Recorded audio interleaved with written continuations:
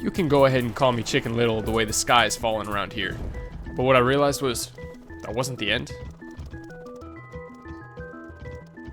Welcome back to Mythic Loot Drop. Today we're playing Tower Wizard. This is part 2 to my first video. In this whole video, I end up showing me completing the game, breaking the sky. Unfortunately, I recorded about an hour and a half of gameplay, and the OBS mic audio was terrible. It made me sound like a little rat. So this video is mainly going to be me looking back with hindsight about everything that I learned, and kind of explaining what my thoughts are at the moment of me doing what I am in the video. So here I'm just showing a little bit of the skill tree that I have so far. I show the embassy next and the diplomats. I like putting a ton of diplomats down because that island on the bottom doubles every 2 seconds. You get population equal to your diplomats. And so now, once I had everything kind of the base down, I started just spamming troops. I had a ton of population to give right there. And you can just see me building.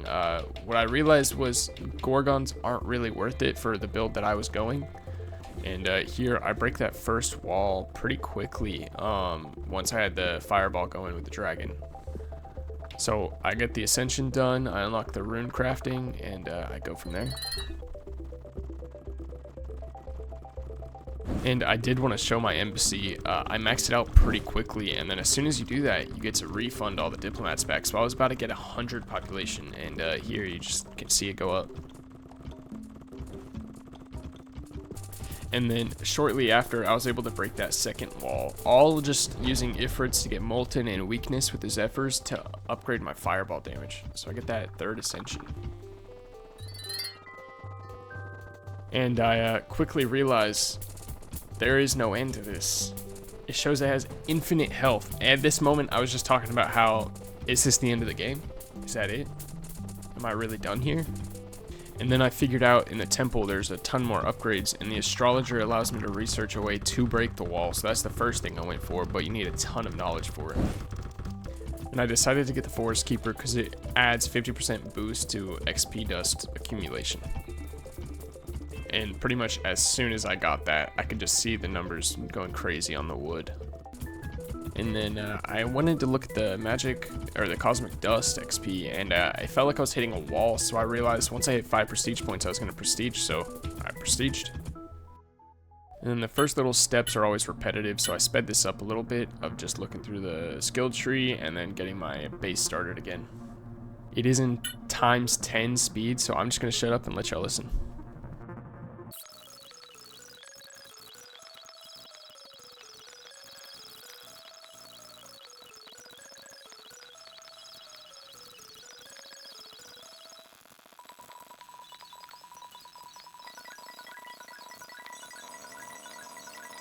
And then back to normal speed, pretty shortly after that clip, I was starting to build up my army, and I'd already destroyed that first wall. I got the ascension going. In this next clip, it is another times 10, just to show a little bit of all the micromanagement that went into it.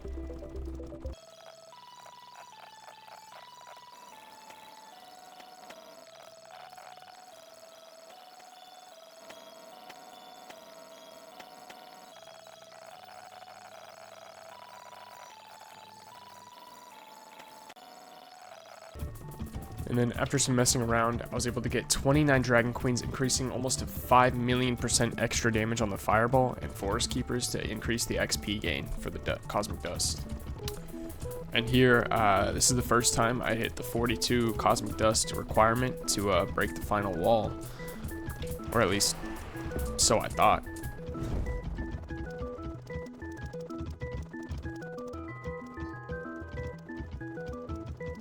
After reading that message and seeing this menu pop up where I could choose to restore the cosmic wall and get more cosmic dust, I wasn't sure exactly why.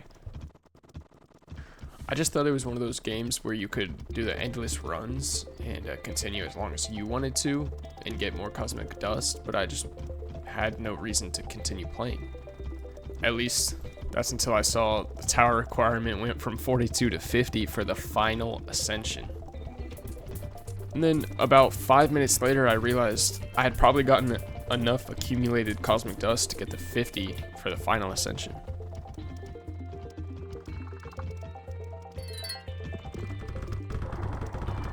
And I straight up turn into a rocket ship, go into the heavens.